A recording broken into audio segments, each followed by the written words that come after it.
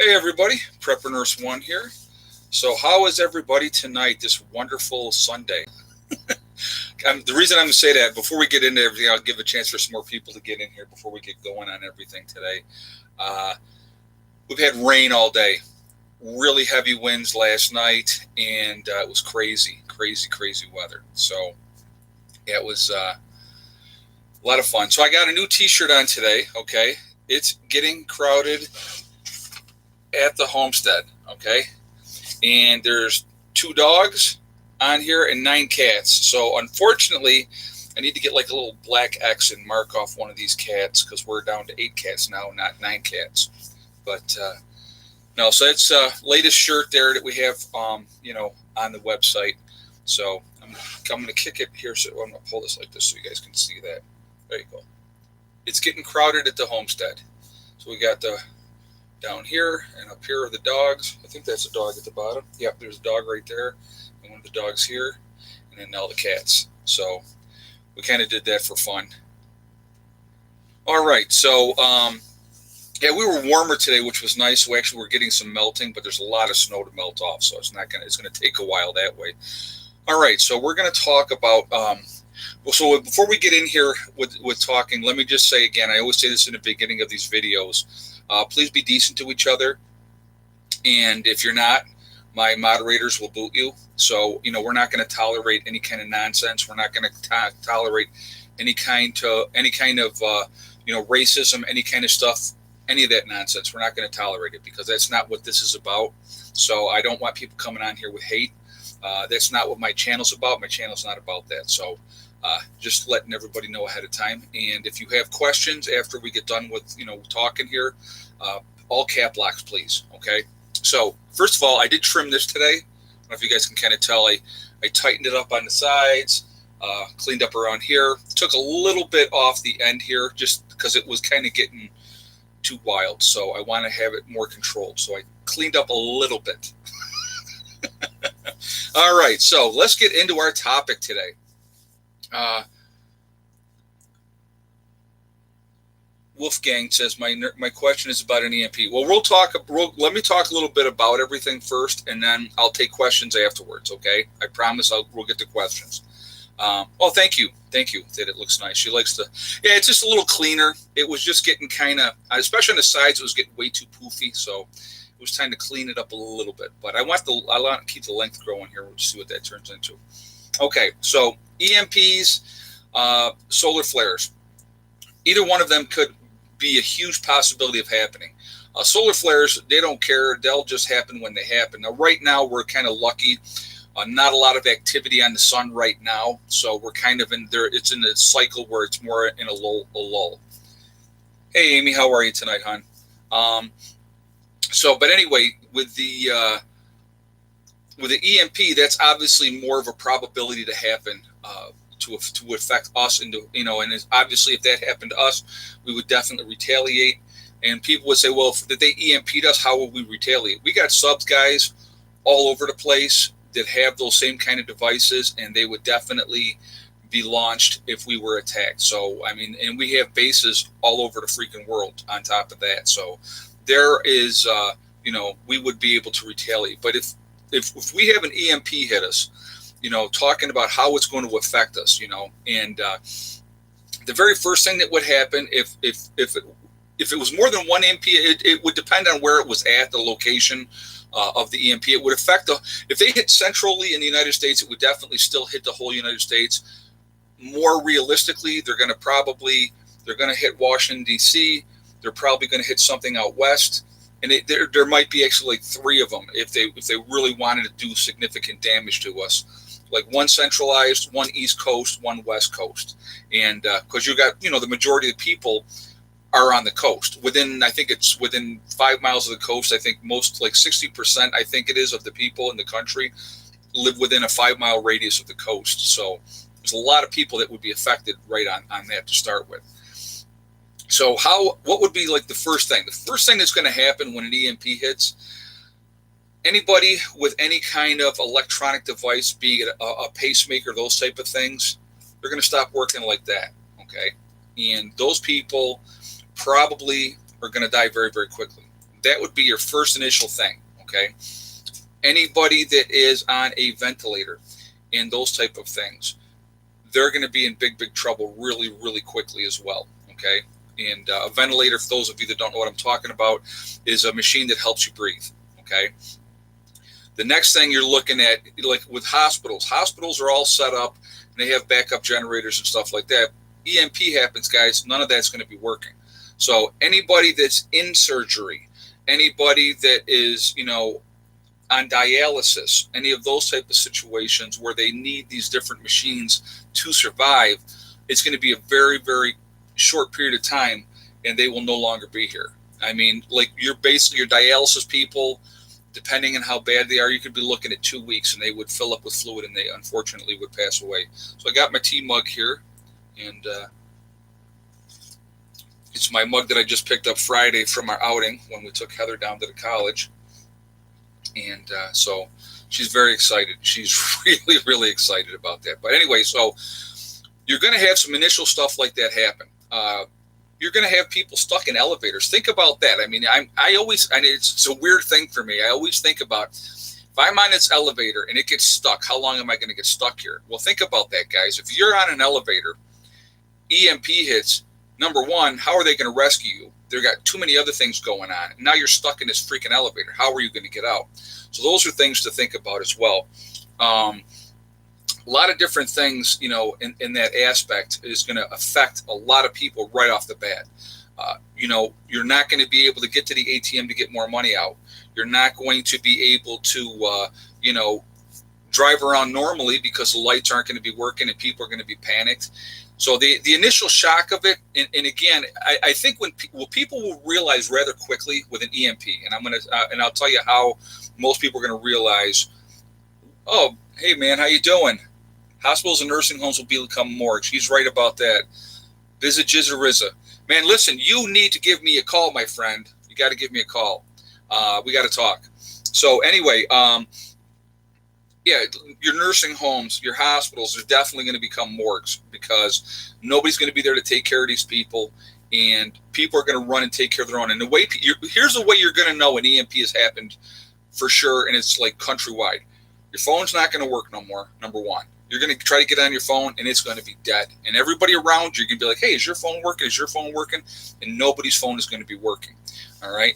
The lights go out, bam, just like that, and, your phone's dead. You're trying to turn on the radio, try to go start your car, listen to the radio, nothing. Everything is gone. Then an EMP is hit, okay? You need to get on it from that point and get to it and get to where you need to go as quickly as possible. You walk out of that job, wherever you are, whatever your job is, and you get to your family because the real deal has happened. And if you're awake and you realize the real deal has happened, you need to take care of your family first. Like I said, my kids know that they have a game plan. They know where they need to go, how to get there, and do what they need to do. So those are things. And again, those are things that you really need to have implemented in place before an event happens. The time to prepare for an event is not after an event, it's before an event. So me and my daughter and my son, we talk about these things. If this happens, this is what you need to do. And so we talk about those type of things. And like I said, with her going to college, it's the same type of situation. We talk about these different things. We're going to be talking a lot more. She's going to have maps and routes and ways to get home and knowing what she has to do. So you're going to know right away. And so if that's the case, like I said, you walk off that job, guys. You get out of there and you get yourself home. I don't care what it is. I don't care what your job is. You get out of there and you get home, get to your family, protect your families. That's going to be number one and most important thing. Then if you have a group, if you have people in your group, make sure that they know where they're going, how to get there, different routes on how to get there, not just the main roads. The main roads, you're not going to, like I said, if it's an EMP, you're not driving anything other than a pre-1978 car or truck, and the people in charge, as far as now in charge, they're going to try to commandeer those vehicles. They're going to try to get those vehicles. And if a private citizen has it, they're going to say, we need it for the greater good. And that's what they're going to do. So you need to make sure that they don't take your vehicles. Now, the other thing, like I said, If you're in the cities, you're looking at a parking lot, guys. Wherever the cars die, that's where they're going to stay. So again, trying to get out of that situation, and like I said, having a game plan ahead of time is going to be a really, really important thing to do. So knowing what you want to do, getting out of that situation, trying to get home, like I said, having that plan ahead of time. Again, I can't emphasize enough how important that is. Making a plan afterwards, it's too late at that point. But like I said, again, the best thing to do is act, not react. When everybody else is panicking, because people are going to panic, okay? Hey, Schmitty, thank you very much. First thing you will notice is the lights are not on in the coffee, and you will try to call the power company and find out what happened. Yeah, right, exactly. Coffee maker's not working. What's happening? Thank you for the donation, too, by the way. But, those are the things, guys, that are going to definitely, people are going to lose their minds. They are going to lose their minds, and they're going to lose their minds in a hurry, especially with an EMP type of an event, okay? So the sooner you can get yourself away from those type of people and get yourself to safety, to get yourself to where your supplies are, where your people are, where you have the safety in numbers and stuff like that, that is definitely the thing to do. If you, like I said, again, having a Faraday cage, if you can do that now and have that set up and in place ahead of time, very, very smart thing to do. Get that done now. Now is the time to get those type of things done. Doing it, trying to figure it out afterwards, is way too late, okay? And so, definitely have that game plan. That planning is, it sounds boring, but having a plan in place and kind of going over it in your head and talking about it with your family and stuff like that, everybody is going to be on board. They know what they're going to have to do. You don't have to worry about, oh my God, I got to get to the school and got to get my kids and I got to do this. My daughter knows if something like that went down, it's time to go. I don't care if they say, oh, everybody stay here, blah, blah, blah. She's gone. She's going to get it and get her butt home. Those are important things to do with your children, especially with your kids, because if you have younger children, they're basically going to listen to the older people. Now, if you have when I say younger, I mean under 12, are basically going to listen to the authority in charge. If your kids are 12 and older, teach them how to get home, which way to do it, where to go, and those type of things. Again, having that game plan ahead of time is going to be a really, really important thing. So EMP is scary, guys. A solar flare is scary too, because like I said, it will take out everything, and it would be years and years and years. The big, huge transformers that they have that, like, for the country, to get one, which are not even built in the United States anymore, number one, it takes 6 months to get one. Now think about how long we'd be out of power in this country, and they're not going to take care of the country folk first. They're going to take care of the coastlines and get those up and running first if they can. So there's going to be places that are going to come back online kind of quickly, because they have, the government is prepared for those type of things. So they will have some areas that are going to be up and running rather quickly. But what happens if they hit us with another EMP right after that, like 6 weeks later? That's what my worry is. The biggest thing that I would suggest to people too,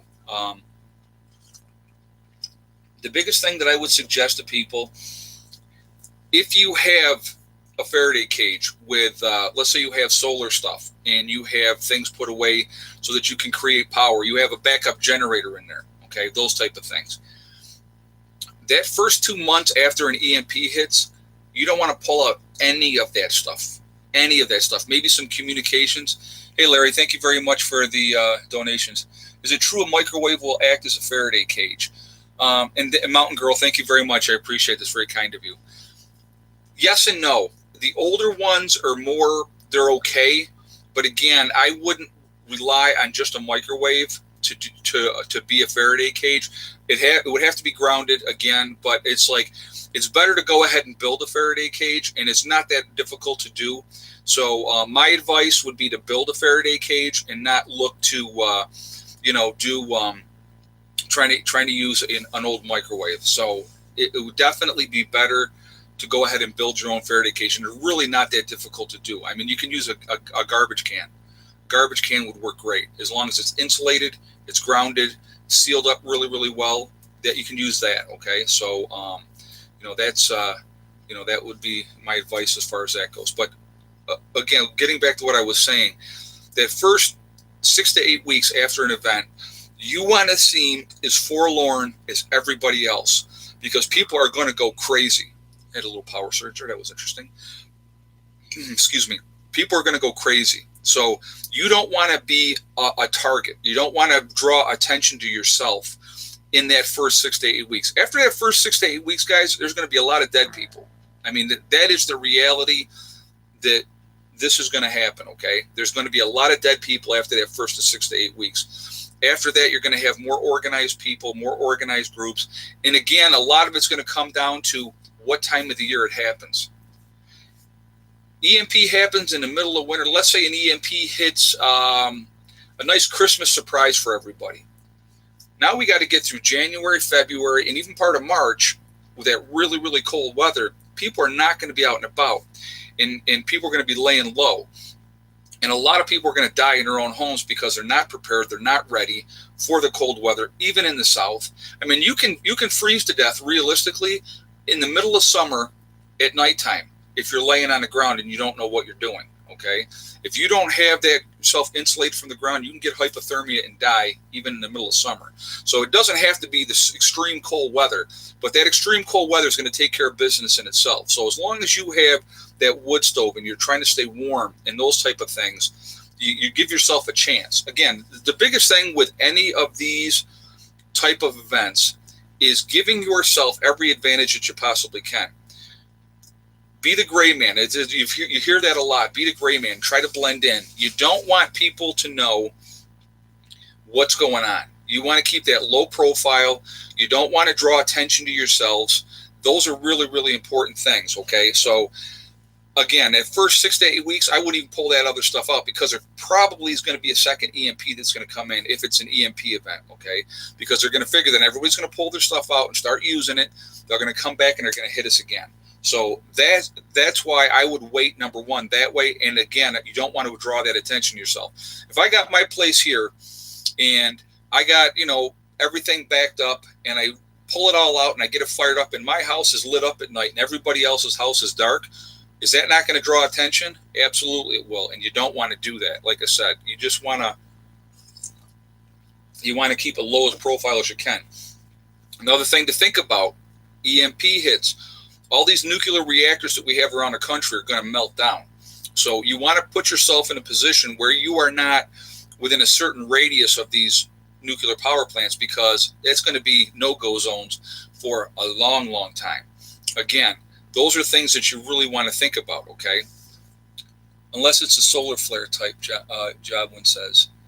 Yeah, so a solar flare is going to still knock everything out. They had one, it was in 1815, I believe it was. And when that one hit, that big one that hit, we had telegraph lines at that point, and it fried all the telegraph lines. I mean, just fried them out. So think about what would happen now, Let's see what we got here.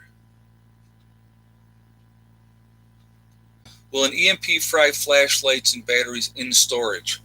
Well, first of all, you're not going to want to have your batteries inside with your flashlight, and as long as they're not all connected like that, your flashlight should be fine, because it's not actually connected to a power source. Like, here's an example. If I had, like with my solar system, and let's say every night when I shut my power off, I disconnected my solar panels from, my battery bank, my charge controller, my inverter, and then an EMP happened like first thing in the morning and I hadn't reconnected yet, all that stuff would be fine because of the fact that there's not the electricity running through to fry everything.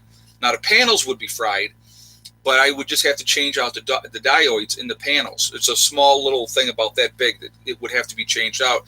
I could hook right back in and everything else would be fine. If you have something that's not connected like that, like a flashlight, that should be okay. Because what it's going to fry is everything along those electrical lines, and that's why people's houses would be fried, because of the electrical grid is all attached, and it would go right through and just wipe everything out. All right, so solar panels. Whoops, I missed that one. Sorry. But like I said, it's like the biggest advice, like I said, that I can give anybody for an EMP or a solar flare is just to have a game plan in place If you can do a Faraday cage with some walkie-talkies, a ham radio, and those type of things in there for communication is going to be the biggest thing, guys. Trying to find out what's going on, trying to find out what's happening, what's going on, what's happening around the country. Communication is going to be a huge thing. So if you can have a ham radio and have that into a Faraday cage, that would be the way to do it. My Q has been tested on a Faraday cage. I don't understand that question. Will an EMP cause planes to fall from the sky? Yes. Planes would fall from the sky with an EMP. Absolutely, they would. They're all electronic. Okay, so when it fried everything, it would shut everything down. And there's no way that they could bring those planes down safely because everything would be completely gone. They would be floating in the air until they went down. So yes, the planes would fall out of the sky with an EMP. Kind of scary. Because think about how many people are flying in the air at any one time across the country.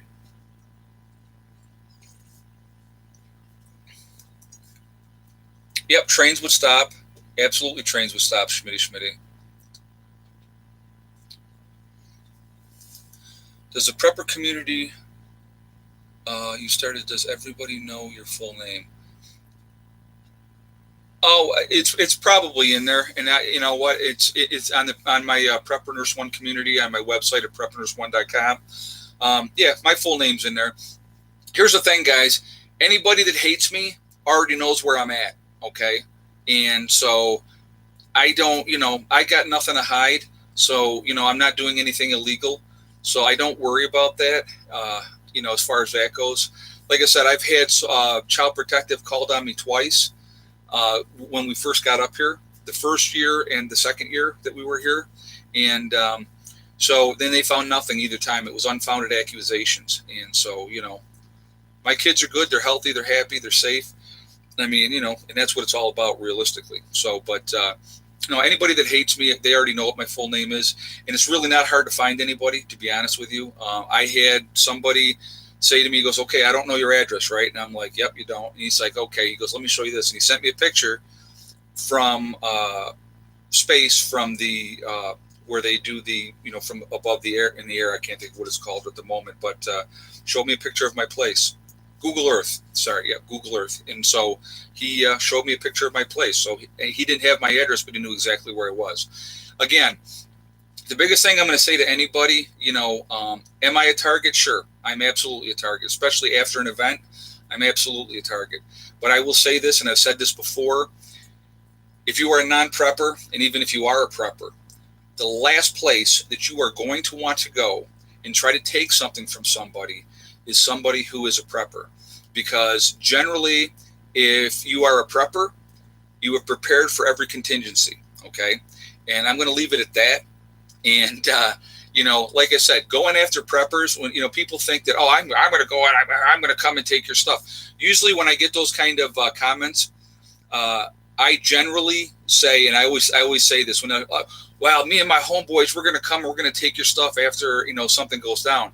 I reply the same way every time. I say, good luck, because they're going to need it. And that's not me being a tough guy. I'm not a tough guy. I'm not, Billy Badass, if you will. I don't think that either. But you prepare for every contingency. You are ready to do what you need to do, and you do that when you have to. You know what I mean? And that's just, that's how I'm going to leave that. And, people can figure that out from there. You read into it what you want to read into it. But like I said, and not just me, any prepper, anybody that preps, anybody that has prepping channels. I mean, let me ask you guys this. Southern Prepper 1, great example, ex-military. He does tactical training. He does all this type of stuff. You're going to go to his house after SHTF and try to take his stuff? I don't think so, and he shows you. So, anyway, so getting back on topic, sorry, we get off track way too easily. But so somebody just said, Riley just said, horses are great transportation for SHTF. Absolutely correct. Oh, thank you, Cheryl. Yeah, this is the newest shirt, like I said, we have, from the website. So I'm wearing that one today. We got 3 available. You've seen the other 2 already in my other 2 live chats. So this was the third one. And it's getting crowded here at the homestead. And it's got the 9 cats and the 2 dogs on there. But unfortunately, we are down one cat. My slugger, passed away, and but unfortunately, he was, of course, my favorite cat. But these things happen. I still miss him though. He was a good cat. But they're your family. You know what I mean? So my animals are my family. But anyway, transportation after SHTF. Yeah, if you got horses, great to have. Like I said, if you have a pre-19, I think it's 78 is the year. If you have pre-1978 automobile and it's in good working condition, going to be great to have. No, they don't have pockets. No pockets, Schmitty. But we do have on the arm here. Every one of them has this symbol on the arm, and then it's got the preppernurse1.com underneath it. So all of them are going to have that on the sleeve, and so that's what they have. Yep, solar flares kill the satellites. Yep, absolutely, and that's what I'm saying. That's why your phones would not work.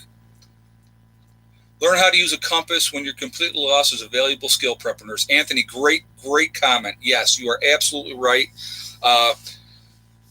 Reading maps, knowing how to read maps, a compass, those type of things are going to come in really, really handy. You want to make sure you're going in the right direction for wherever you're heading to. So, learn those skills now.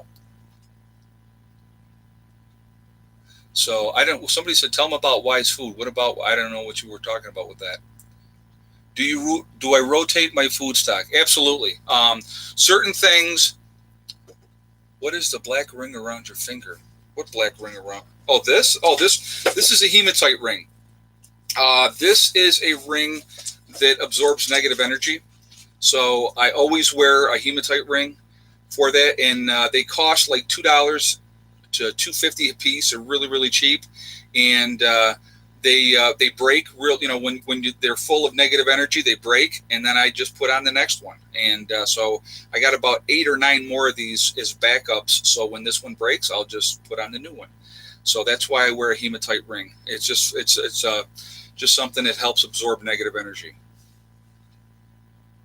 Possible source of an EMP, Russia or Kim, our own government. Yeah, so you're right about that, Truman. Who besides Wise Foods should you buy them? You know what? I wouldn't buy Wise Foods. I've heard a lot of stories about them. Their portion sizes are smaller. The taste is really not there. I do have Mountain House. I will tell you that. I'm also a reseller for Legacy Foods. But now with the Legacy Foods guys, if you want food that's going to be the largest portion size, that's Legacy Food. They have the largest portion size. I have reviewed probably 7 or 8 of the different meals, all very, very good. So I highly recommend, and not just because I sell it because I think it's that good. So that's why I'm a reseller for Legacy Foods, and I do have that on my website as well. So if you are interested, that's the way. Wise Foods is getting sued, folks. 100% true. Oh, wow. Okay. Well, that's not good. But like I said, I like Legacy, so that's what I use. That's why I recommend it. That's why I stand behind it. I will never. Oh, Bob Tom, thank you very much for the donation. Very much. Thank you very much. I would never recommend a product that I will not use myself, that I will not have in stock for myself. That is not how I am. I am not about just trying to make money. That's not what it's about, okay, for me personally. I know a lot of people out there. I know a lot of channels are selling this, that, the other thing. Anything that I sell, the T-shirts and stuff, that's for fun. The coffee mugs, that's for fun. But, Legacy Food is the thing that I promote on, with my website. I believe in the company. Great customer service. Really love the company. And I can't say enough positive things about them. I really can't. So,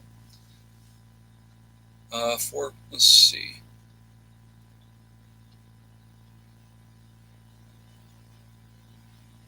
Somebody said they tried Wise and didn't like it. Yeah, well, like I said, it's individual choice.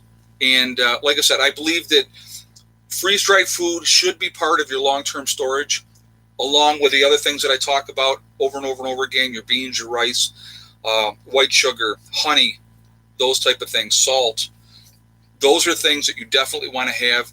But what the freeze-dried food is, it's a change of pace. It's a prepared meal. If you heat, get the water, heat that up, use that, cook it, and you got a great meal. Really tastes good. I know the Legacy does, okay? And so that's just it's a change of pace meal. and it's a nice thing to have. You're going to want to have, after an EMP or anything else, what's my opinion on Mountain House? I don't mind Mountain House. I mean, it's, you're buying individual meals, so they can be kind of pricey. You know what I mean? As far as that goes, that's why I would rather be able to get more quantity, but Mountain House is not bad. I've had them, and they're not bad at all. But again, you want to look at portion size. What's the portion size? And nobody can match Legacy on portion size. That is a fact. I'm not lying. It's just the way it is. So check that out, okay? But anyway, after an EMP, solar flare, what you're going to want, guys, is normalcy. If you can make life as normal as possible, especially for children, okay, that's going to be a really, really big thing. Is it illegal to store more than 2 weeks? Somebody just asked that. There is a thing saying that you could be a possible terrorist if you have more than 2 weeks supply of food and water. But when the government themselves tells you to have 6 months worth of food and water, and that's from FEMA that said that one, okay? Does that make sense to you? If the government's saying that you should have this much food, but then there's another article that says that you should, only have less than that. Think for yourselves, guys, as far as that goes. If there's an event that happens, we have a solar flare, we have an EMP, how long is that duration going to be? Is it going to be 2 weeks, or could it be 2 years? So you need to do the math, and what do you figure what you have to do to protect yourself, your family, your friends, and your group, okay? What are you going to have to do? How much food are you going to have to do? No, they don't do free samples, Marcia. I'm sorry. But they have sample packs that you can get the sample packs, and it's a good way to try them. So it's like if you were looking at getting a larger purchase and say, well, I want to try it first, you can go and buy a sample pack. They have those on, so that's one way to do it. And I've had a lot of people started out with a sample pack, and they've always come back and they buy more. So it's just JJ Biggs, Premisin. Yeah, that's, you know what? I've heard that. I don't know how that tastes, but I know that can be a long-term food storage thing as well. Exactly. So, having, like I said, the more prepared you are, first of all, it's peace of mind. That's number one. Having a game plan ahead of time makes you act, not react. And like I said, when does Legacy give the info to the government? No, Kat, they don't. Nope, it's a private company.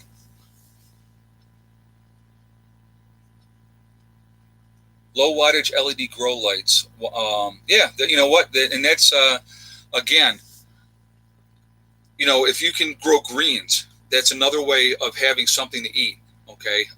Really smart to do as well. Again, gardening is going to be a huge, huge thing after SHTF. When I hear all these people say, well, I'm going to go and I'm going to go in the woods and I'm going to hunt and I'll have plenty to eat. Well, you and 8 million other people in the same area are all going to go into those areas and hunt those areas dry within a very short period of time. There's not going to be any game to eat. Wild edibles, knowing your wild edibles, what you can eat. Gathering, meaning from your apple trees, your pear trees, cherries, those type of things. And doing, Mike, thank you very much for the donation. Real Big Monkey has a great video on compass reading. Thoughts on a family who won't think about SHTF, stuck in the suburbs, Starbucks lifestyle. That's tough. You know what? Again, if your family's not into prepping, which it happens, okay? I mean, not everybody's going to be on board. The best way that I can describe it to people, and I've talked about this a little bit before, but I'm just going to say this again. The biggest thing that you can do is say, number one, there's worse hobbies to have than prepping. You could be wasting your money on other things that are not tangible. You're doing it for the family, okay? The other thing is explain it like insurance to that person. We have insurance for this. We have insurance for that. Well, this is also insurance for just in case. You don't plan on going out and having an automobile accident, but you have insurance in case you have an automobile accident to help cover the cost. Prepping is the same exact thing. So that's probably the best way I would say to any family member that's not on board, do it that way. And again, let them know that, let them know that, there's, like I said, again, there's worse things you can do with your money. My daughter gets it, but finance thinks, fiance thinks I'm a weirdo. And again, it's tough. You know what I mean? Everybody's not going to be on board, but I will tell you when they will be happy. After something happens, they're going to say, oh my God, thank you for thinking about that. Cheryl M., do you prep powdered milk or eggs? I'm going to show you something. I will be right back. I'm going to show you guys something real quick. Hold on.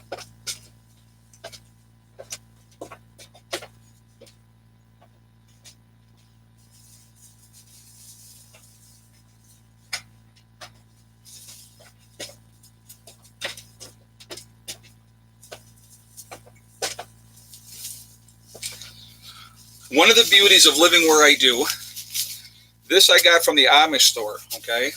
This is 5 pounds of dry milk. Cost me $6.25. It's a 5-pound bag of dry milk. And yes, I do stock up on dry milk. Powdered eggs, I don't have it. I have some, but not a whole lot. But this here, if you have an Amish store, guys, near you, I would highly, highly recommend get there. They're a great source of getting supplies. Again, powdered milk, vacuum seal it again, put it away, forget about it. When the time comes, it's there for you, okay? So yeah, it's like there's an Amish store that I go to, love the Amish store. I go in there and they're like, oh my God, here he comes again. Because if I'm going into the Amish store, I'm going to be spending some money. But as far as eggs go, I do plan on, this year we're adding chickens. So hopefully I will have my own chickens and my own eggs in a post-event at that point. So that's definitely, part of the game plan. So Wolfgang says, and butter. Yeah, they have butter that you can get. I've bought it before myself, that they have it in the cans. And I think those are good for like 5 to 7 years, I believe. So it's another good way of doing it. Where's the best places to hide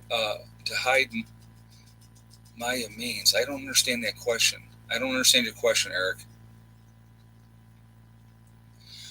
Oh yeah, James White just said also making Mormon friends, big preppers. But a lot of the Mormons Mormons are okay with it. They're huge preppers. I was thinking of the Amish. The Amish are very much keep to themselves, so they don't do a whole lot with us. They call us the English, so they don't do a whole lot with us. Do you have a list of what's in the bucket just in case recall? I do. Every bucket I have that I do on the outside of the bucket is exactly what's inside that bucket. So if I'm looking, so I need this, that, or the other thing, I can look at the bucket and I know exactly what's in that bucket. So that's the way I've always done it, and I love doing it that way. Hey, Amy Harvey, thank you very much for the donation. I wear an ornate pendant at all times. Thank you for your channel. You are personable and informative. I really appreciate you. Thank you very much. I appreciate that. It's very kind of you, and thank you again for the donation. It's very nice of you. But anyway, yeah, guys, it's like having a plan. Who do the Mormons use to buy stored food from? A lot of the Mormons have their own factories where they do it, guys. They really do. But like I said, if you are in an area where you got Amish or Mennonite, or like the Pennsylvania Dutch down through Pennsylvania, those are a great resource. I know they're all out in Michigan and stuff like that as well. The Amish are, so they're all over the place realistically. So if you can, and again, the Mormons, again, they have the LDS. They have the stores for that as well. I mean, you can go, find out that information wherever you are locally. See where you can go and you can get those type of things. Another good way to buy in bulk is they have the wholesale stores that sell to like restaurants and stuff like that. So you can get the big cans, of the different things, and you can buy things in bulk. You go right directly there and you buy it more wholesale instead of trying to buy it from a grocery store. It's another great way of doing it. You never know when something could happen. It could be something local, or it could be something statewide or at a national level. Again, yeah, I've talked about that too, guys, a lot. SHTF doesn't have to be nationwide. It doesn't have to be statewide. It doesn't have to be countywide. It could be something that affects you directly, your family, and your family only. That can be an SHTF event. the main breadwinner dies or is injured and can't work for an extended period of time, some kind of a sickness, be it cancer or stroke, those type of things. Those are things that happen to people in their families every single day, every day. So, being as prepared as you possibly can be is a smart thing to do anyway. Who thinks the U.S. has anything to do with the blackouts in Venezuela? It would not shock me at all. I would not be shocked if we were behind it. Because why would all of a sudden, all these years, they haven't had a problem, and now all of a sudden they are? And I think it was 17 or 18 people passed away when they had this last blackout. So, I mean, think about that, how quickly they had the blackout and how fast people were dying. So,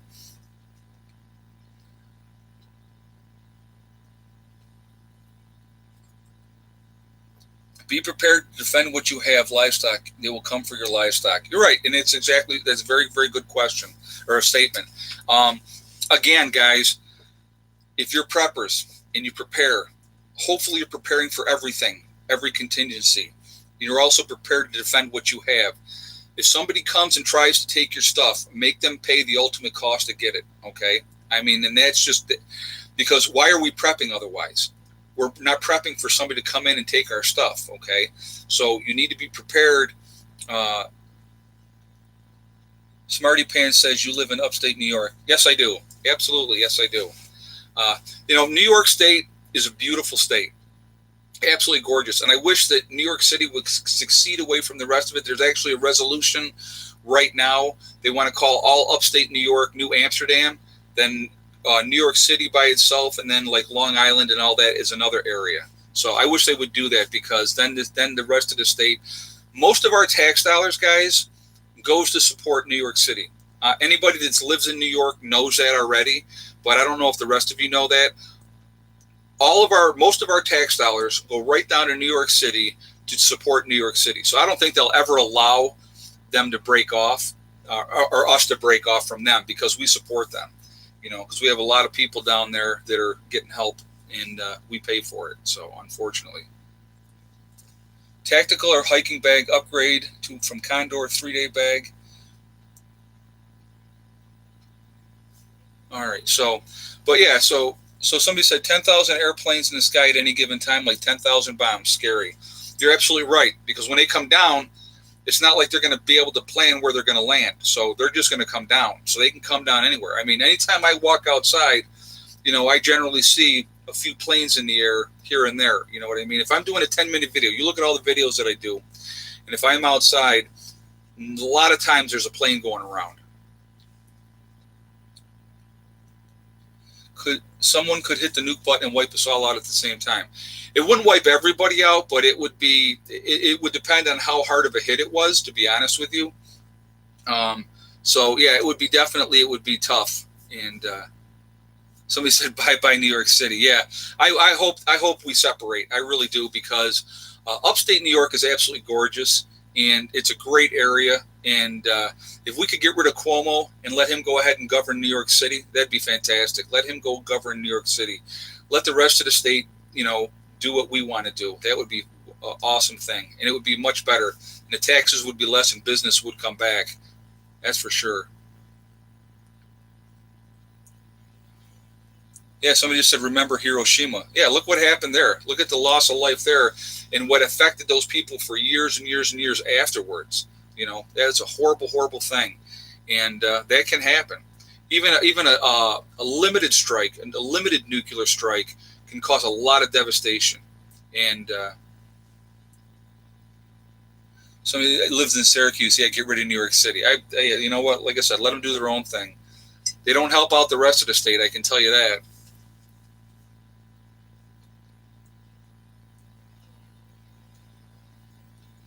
I live in upstate New York. Syracuse people want it to be like New York City there. Ugh.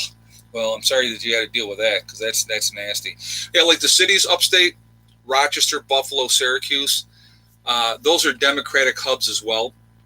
And the rest of the state's pretty conservative, to be honest with you. New York City, obviously, is very Democratic, Long Island, all that down there. But they basically dictate how the rest of the state. If you look at the map and the voting, you have certain areas that are going to be Democratic. The rest of it's all Republican. But we never get anything because of the fact that there's too many. We're just, we're outnumbered. So New York State will always go Democratic, unfortunately, until they change something. Cattle rustling is up in Florida, so the homeless population, is hard to put those facts together. Yeah, you know what? There's going to be, I'm going to tell you what, and I've talked about this a little bit. After an event happens, whatever that event may be, if it's an EMP or a solar flare or those type of things, after an event happens, one of the biggest things that's going to be in high demand is protection. People will pay to be safe. Farmers will pay in cows, in milk, butter, cheese for protection from their farms, from people coming in, stealing cows, slaughtering cows, and those type of things. They will pay for that. They really, truly will. And, that's going to be a huge, huge business, if you will. And it'll be all barter business. But think about it. If you got a big farm and I come to you and I say, hey, listen, I got, I can give you 4 guys round the clock for protection.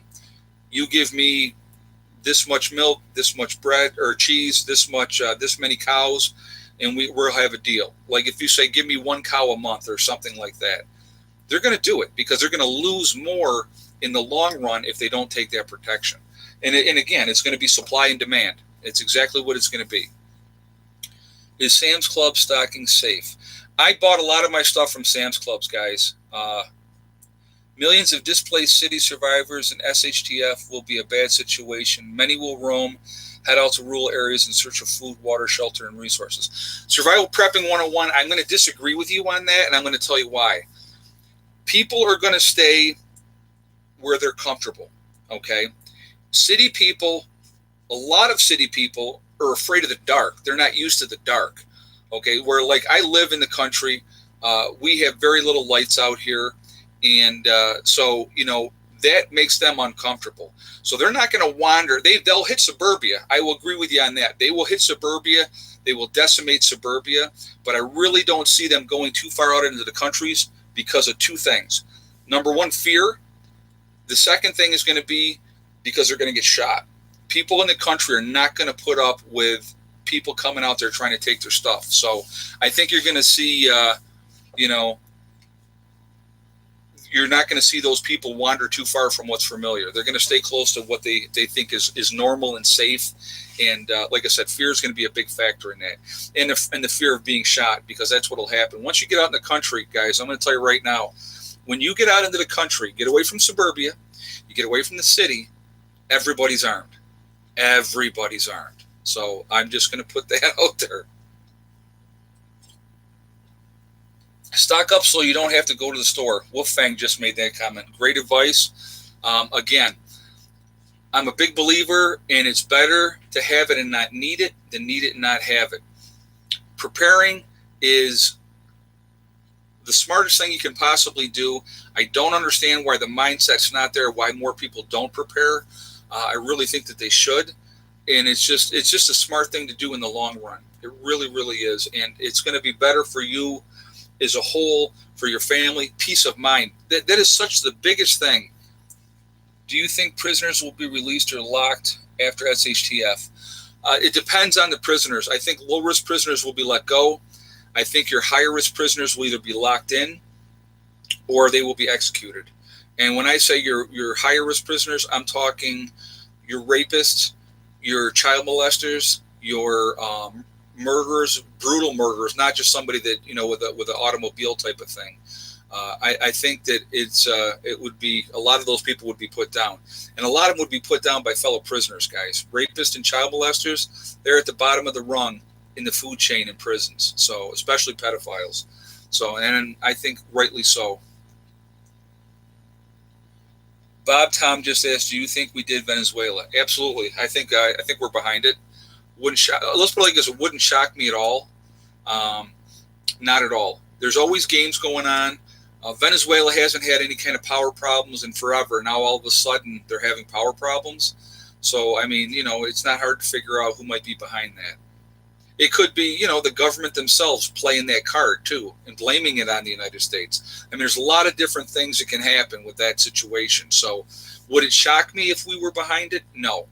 But, again, there's so many variables with that their own government could have done it to them and tried to blame the United States to make us even more of as the bad guy. Even though a lot of what's happening in Venezuela right now with the lack of food and everything else is directly our fault, meaning the United States, with all the restrictions that we put on them. What about kids in other states after an SHTF event? I'm not sure if I might get your question. People with children and young children and babies after SHTF, yeah, that'll be bad. And like I said, again, what we have to remember, guys, is the survival of the race is contingent on the young.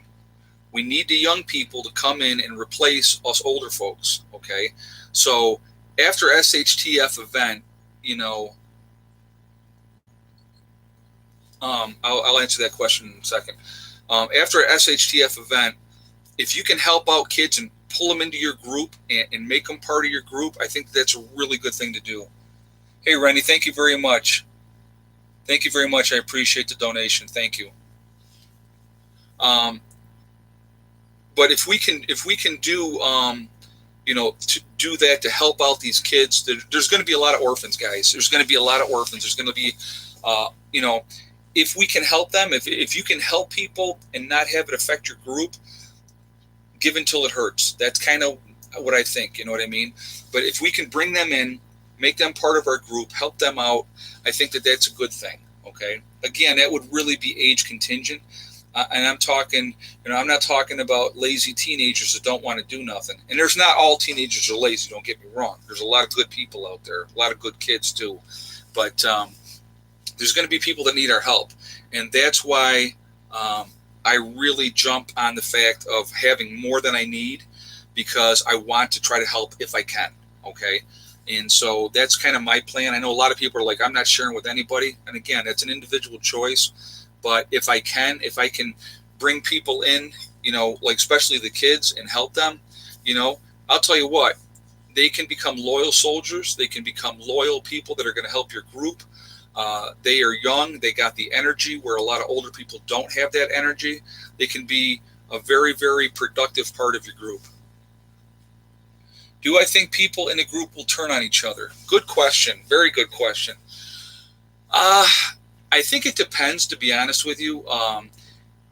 If you have a group put together ahead of time and you all have that same kind of mindset and you all have the same philosophy, I think that you're going to see less of that happening. But when you have a lot of different philosophies and a lot of different goals, if you will, I think that you're going to have strife in those type of things. And you're going to see people want to break off and go do their own thing with their own little core group of whoever they have there. So those are things you're going to really want to be paying attention to. That's why I think that it's really important, if you can have your group ahead of time, know that the cohesiveness is there, that you all have the same kind of mindset, the same kind of game plan.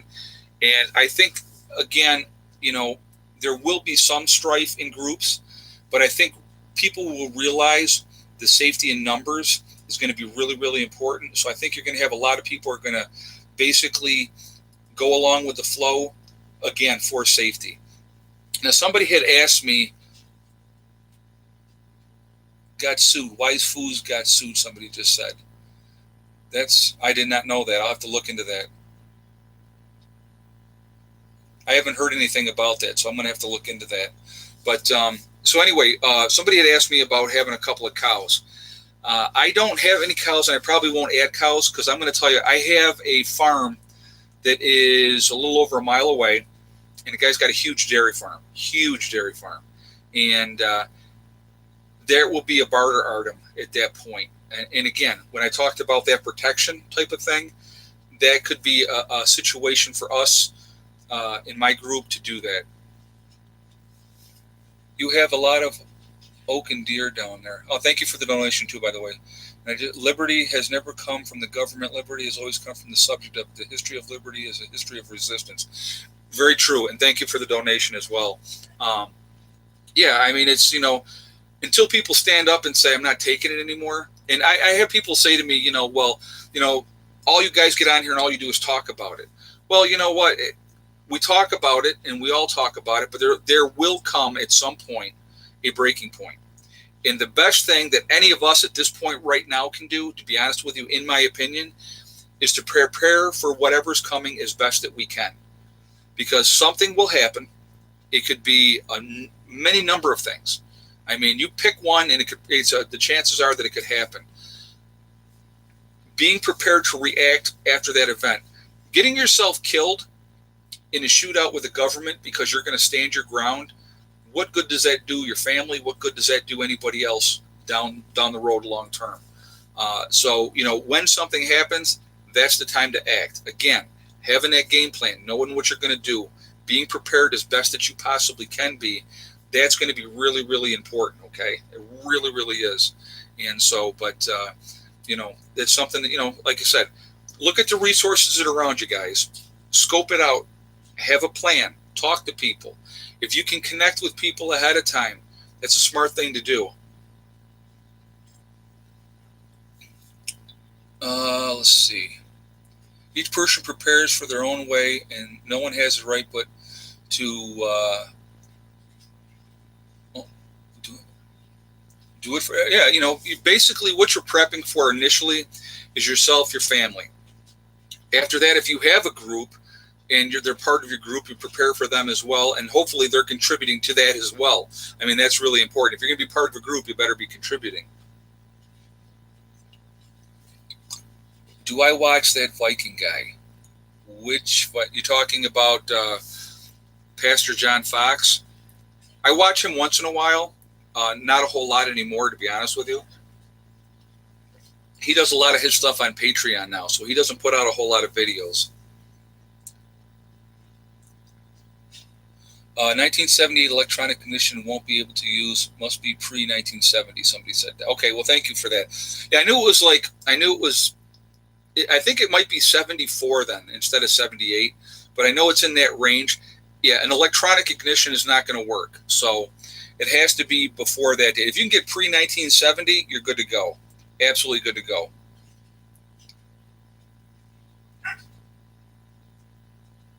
Humble stumble. It's like that everywhere, buddy. Yeah, you're right.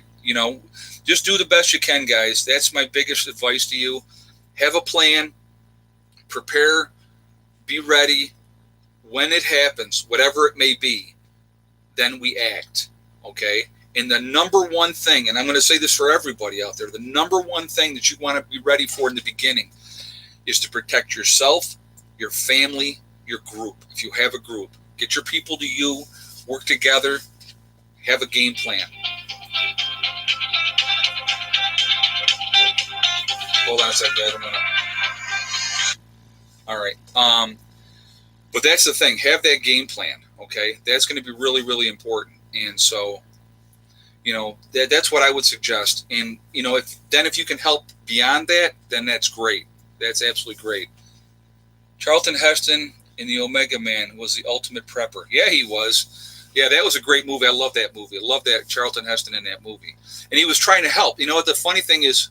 Or no, was it The Omega Man or the other? Is that the one where everybody is that disease? If that's the one I'm thinking of, that everybody has that disease, and he's actually a doctor and he's trying to find the cure, he was still trying to help people. And that was the cool thing about that. Remember, learn how to barter. Yeah, Wolfgang just said that. Barter is going to be big. I know a lot of people don't think barter is going to be a big thing, but barter is going to be a huge thing, guys. Huge thing in a post-event. I like a blast from the past for prepping ideas. Yeah, there you go. Where does one find out about dosing for fish mocks for children and adults? Basically, you can get that information from the doctor, and you can say, if I was taking amoxicillin, go to your doctor. Say, if I was taking amoxicillin, what dose? Oh, God. You can say, if I was taking amoxicillin, or if I was taking penicillin, what would be a good dosage to have for an infection? That's the way that I would do it. Go directly to your doctor. You don't have to tell the doctor that you have fish mocks. Okay, you don't want to tell the doctor that, but you want to say, what would be the dose for a kid? What would be the dose for an adult? And those type of things. That would be the way that I would do it, because then you're going to get the best information is going to be right from that doctor. So, my son is with mom 6 months of the year. What if he isn't with me when the balloon goes up? Okay, that's a great question. Oh my God, are you freaking kidding me? I'm not answering any calls. Whoever's calling me, I'm not answering any calls until after I'm done with my video chat. Okay, so if your child's with the mother for that kind of length of time, talk with the mother. Have a plan with the mother. Have your child, depending on what that child's age is, have a plan to get back to you. You know, again, like I've always said, you got to be kidding me.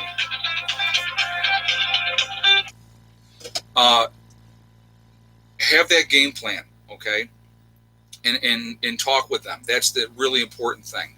So anyway, guys, we are getting right here to the end of this again already. I can't believe the time. This time goes by so fast every time we do one of these chats. It goes by really, really quickly. This is ridiculous. Whoever this is, I'm not real happy with you right now. I'm going to end my videos like I end all of my videos. Remember, guys, we are all in this together, so we got to try to work together the best we can before and after an event. Remember, hug and kiss the ones you love. Tell them every single day. Tomorrow is not guaranteed. We never know what's going to happen. And remember, guys, STD. It's one step at a time, one thing at a time, and one day at a time. Whatever you're trying to do, whatever you're trying to accomplish, you can do it. The only one that's going to stop you is you, okay? So stay positive, stay focused, and I will talk to you all, tomorrow. All right? Have a great night. Prepper Nurse 1, out for now.